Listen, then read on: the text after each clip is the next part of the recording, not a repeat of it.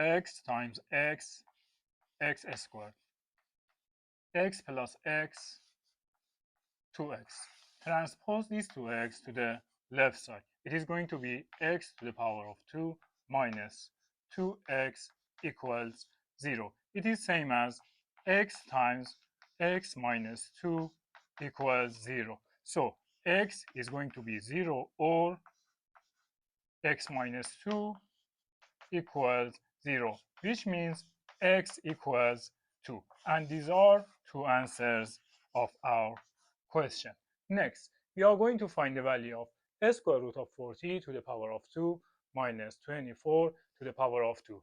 To solve this, I'm going to get help from an algebraic identity that says a to the power of 2 minus b to the power of 2 is same as a plus b times a minus b. So 40 to the power of 2 minus 24 to the power of 2 can be written as 40 plus 24 times 40 minus 24. As you know, 40 plus 24 is 64. 40 minus 24 is 16. We are going to find a square root of this expression. So I write radical here.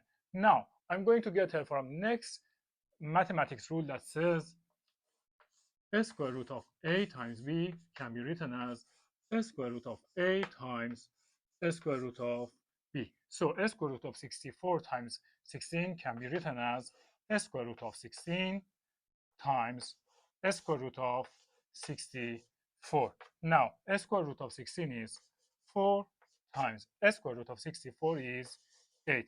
4 times x, 32. And this is the most simplified answer of our question. Next, how can we solve this? X squared plus x over x equals 8. I'm going to use cross product. 1 times x squared plus x equals 8 times x. Now, transpose this 8x to the left side. It is going to be 8x squared plus x minus 8x equals 0. Next, x squared. X minus 8x is negative 7x equals 0. Now, the common factor between x squared and 7x is x. Let's factor x out of this expression. So x squared divided by x is x minus 7x divided by x is 7 equals 0. The product of two factors is 0, which means at least one of them must be 0. So I set x equals 0 or x minus 7 equals 0, which means x is 7. And these are two answers of this equation. Have fun.